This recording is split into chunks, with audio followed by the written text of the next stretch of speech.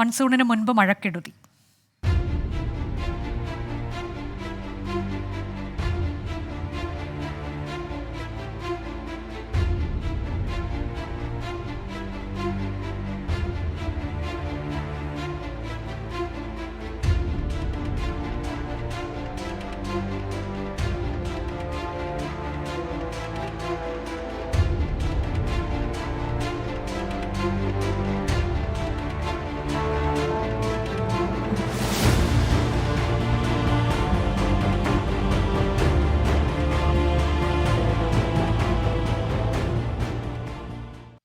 കാലവർഷം കേരളത്തിലെത്താൻ ഇനിയും 4 ദിവസമുണ്ടെന്നാണ് കാലാവസ്ഥാ വകുപ്പിന്റെ അറിയിപ്പ്. പക്ഷേ അതിതീവ്ര മഴയാണ് ഇന്ന് പെയ്തത്. കോട്ടയം, എറണാകുളം ജില്ലകളിൽ റെഡ് അലേർട്ട് പ്രഖ്യാപിച്ചിട്ടുണ്ട്.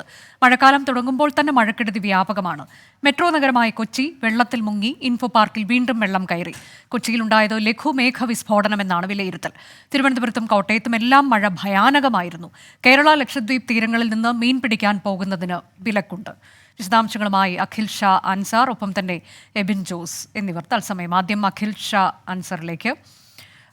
അഖിൽ ഷാ, ഇപ്പോൾ 2 ജില്ലകളിൽ നിലവിൽ റെഡ് അലേർട്ട് ഉണ്ട്. ഇന്ന് പക്ഷേ വ്യാപക മഴയായിരുന്നു സംസ്ഥാനത്തുണ്ടായതിൽ. കൊച്ചിയൊക്കെ ഏതാണ്ട് നഗരമൊക്കെ പൂർണ്ണമായി മുങ്ങുന്ന തരത്തിലേക്ക് മണിക്കൂറുകളോളം നിന്ന് പെയ്ത മഴ, കളമശ്ശേരിയിൽ ഒക്കെ കനത്ത മഴ. ഇത്തരത്തിലേക്കൊരു മുന്നറിയിപ്പ് നേരത്തെ ഇന്ന് ഉണ്ടായിരുന്നില്ല. ഇതിന് ശേഷമാണ് മുന്നറിയിപ്പുകളൊക്കെ വന്നത്. നിലവിൽ ഏറ്റവും പുതിയ കാലാവസ്ഥാ മുന്നറിയിപ്പ് എങ്ങനെയാണ്?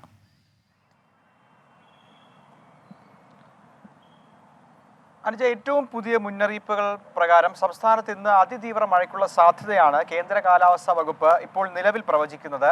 കൂടാതെ 2 ജില്ലകളിൽ റെഡ് അലർട്ട് പ്രഖ്യാപിച്ചിട്ടുണ്ട്. നമുക്കറിയുന്നതുപോലെ ഇന്നലെ രാത്രി മുതൽ എറണാകുളം, അതുപോലെ തന്നെ കോട്ടയം ജില്ലകളിൽ, തിരുവനന്തപുരം ജില്ലകളിലൊക്കെ വ്യാപകമായി മഴയുണ്ടായിരുന്നു. വലിയ നാശനഷ്ടമാണ് ഉണ്ടായത്.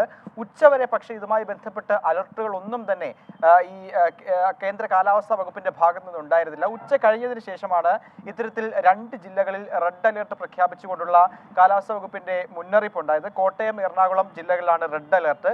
ഒപ്പം പത്തനംതിട്ട, ഇടുക്കി, ആലപ്പുഴ ജില്ലകളിൽ ഓറഞ്ച് അലർട്ടും പ്രഖ്യാപിച്ചിരുന്നു. ഒപ്പം തിരുവനന്തപുരം, കൊല്ലം, തൃശൂർ, പാലക്കാട്, മലപ്പുറം, കോഴിക്കോട് ജില്ലകളിൽ യെല്ലോ മുന്നറിയിപ്പും നൽകി എന്നുള്ളതാണ് ഏറ്റവും പ്രധാനപ്പെട്ട കാര്യം. നാളെ 4 ജില്ലകളിലാണ് ഓറഞ്ച് അലർട്ട് പ്രഖ്യാപിച്ചിട്ടുള്ളത്. പത്തനംതിട്ട, ആലപ്പുഴ, കോട്ടയം, എറണാകുളം ജില്ലയിൽ നാളെ ഓറഞ്ച് അലർട്ട് പ്രഖ്യാപിച്ചിട്ടുണ്ട്. ഇത്തരത്തിൽ അലർട്ട് നൽകുന്നതിൽ ഒരു കാലതാമസം ഉണ്ടായി എന്നുള്ളൊരു ആരോപണം നിലവിൽ ഉണ്ടെന്നുള്ളതാണ് ഏറ്റവും പ്രധാനമായും ഈ ഘട്ടത്തിൽ പറയാനുള്ളത്. ഒപ്പം ഈ തീരദേശ മേഖലയിൽ, പ്രത്യേകിച്ച് കേരള തീരത്തും അതുപോലെ തന്നെ ലക്ഷദ്വീപ് തീരങ്ങളിൽ മത്സ്യബന്ധനത്തിന് വിലക്കേർപ്പെടുത്തിയിട്ടുണ്ട്. കാര്യം കാലാവസ്ഥ മോശമായി തുടരുകയാണ്. ഒപ്പം കടലാക്രമണത്തിനും അതുപോലെ തന്നെ തിരമാല ശക്തമാകാനുള്ള സാധ്യതയുണ്ട്. അതുകൊണ്ട് തന്നെ കേരള തീരത്തുൾപ്പെടെ മത്സ്യബന്ധനത്തിന് പോകുന്നതിന് ഈ കേന്ദ്ര കാലാവസ്ഥാ വകുപ്പ് വിലക്കേർപ്പെടുത്തിയിട്ടുണ്ട്. മറ്റൊരു കാര്യം, ഇന്ന് രാത്രി 11:30 വരെ ഈ തീരപ്രദേശങ്ങളിൽ വലിയ രീതിയിൽ ശക്തമായ കടലാക്രമണത്തിനും അതുപോലെ തന്നെ മോശം കാലാവസ്ഥയ്ക്കുമുള്ള സാധ്യതയുള്ളതിനാൽ ജാഗ്രതരായിരിക്കണം എന്നുള്ള കാര്യവും കേന്ദ്ര കാലാവസ്ഥാ വകുപ്പ് അറിയിക്കുന്നുണ്ട്. ഒരു കാര്യം കൂടി അഖിൽ ഷാ, ഇപ്പോൾ ഇത് കാലവർഷം എത്തിയിട്ടില്ല, അതിനു മുൻപ് ഉള്ള മഴയാണ്. അപ്പോൾ അതിന് വിശദീകരണം എങ്ങനെയാണ് വിദഗ്ധർ നൽകുന്നത്?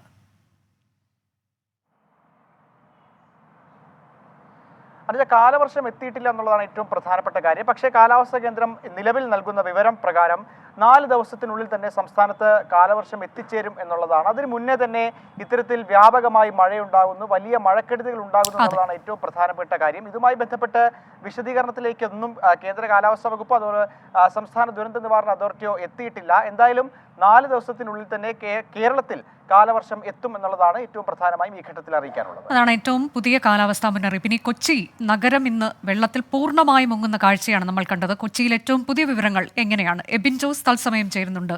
എബിൻ, കൊച്ചിയിൽ കളമശ്ശേരിയിലൊക്കെ കനത്ത മഴ, മണിക്കൂറുകളോളം നിന്ന് പെയ്ത മഴ, അതിന്റെ കണക്കുകളൊക്കെ പിന്നീട് പുറത്തു വന്നു.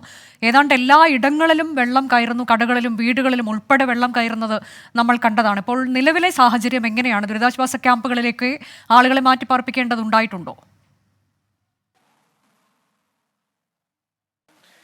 അനുജ, ഉച്ചയ്ക്ക് ശേഷമാണ് സ്ഥിതിയിൽ അല്പം മാറ്റം വന്നത്. കാരണം മഴ മാറി നിന്നു, അതുകൊണ്ട് തന്നെ വെള്ളം ഇറങ്ങി.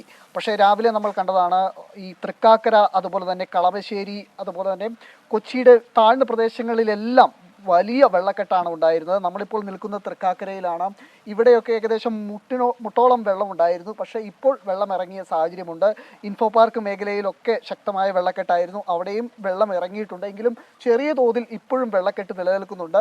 നിലവിൽ മഴയുടെ സാഹചര്യമില്ല. മഴയുടെ ഒരു സാഹചര്യം ഇല്ലാത്തത് കൊണ്ട് തന്നെ ആശങ്ക കുറച്ച് ഒഴിഞ്ഞിട്ടുണ്ട്. പക്ഷേ എങ്കിൽ പോലും രാത്രിയിൽ മഴ പെയ്താൽ രാവിലെ വീണ്ടും വെള്ളക്കെട്ടുണ്ടാവുന്ന സാഹചര്യം ഉണ്ടാവും. മഴക്കാല പൂർവ്വ ശുചീകരണത്തിലുണ്ടായ പാളിച്ചയാണ് ഈ വെള്ളക്കെട്ടുണ്ടാവാൻ കാരണമെന്നുള്ളത് നേരത്തെ തന്നെ എല്ലാവരും ആരോപിക്കുന്നതാണ്. ഈ ഇലക്ഷൻ ആയതുകൊണ്ട് തന്നെ ഈ യോഗങ്ങൾ ചേരാൻ കഴിഞ്ഞില്ല എന്നുള്ള വാദമൊക്കെ ഉയരുന്നുണ്ടെങ്കിൽ പോലും ഇപ്പോഴും നാട്ടുകാരെ സംബന്ധിച്ചിടത്തോളം ഇത് വലിയൊരു പ്രശ്നമായി തന്നെ നിലനിൽക്കുന്നു. ഒരു ചെറിയ മഴ പെയ്തപ്പോൾ തന്നെ വെള്ളക്കെട്ടുണ്ടാവുന്ന സാഹചര്യം. ഇന്ന് ഉണ്ടായ അസാധാരണമായ മഴയിലാണ് കൂടുതലായി തോടുകൾ കവിഞ്ഞൊഴുകുകയും അതുപോലെ തന്നെ ഈ ഓടകളിൽ നിന്ന് വെള്ളം കയറുകയും ഉണ്ടായത്. ഇപ്പോൾ നിലവിൽ മഴ കുറഞ്ഞു നിൽക്കുന്നതാണ് ഏക ആശ്വാസം. അനുജ. അതെ, ഉച്ചയ്ക്ക് ശേഷം മഴ തോർന്നു നിൽക്കുകയാണ്. പക്ഷെ പലയിടത്തും വെള്ളക്കെട്ട് ഒഴിഞ്ഞിട്ടില്ല. ഇപ്പോഴും ആ ദുരിതം പേറുകയാണ് എറണാകുളത്ത് ഉള്ള ആളുകൾ. നഗരത്തിൽ വെള്ളക്കെട്ട്, ഗതാഗതക്കുരുക്കും ഒക്കെ രൂക്ഷമാകുന്ന കാഴ്ചയാണ് നമ്മൾ ഇന്ന് രാവിലെ മുതൽ തന്നെ കണ്ടത്.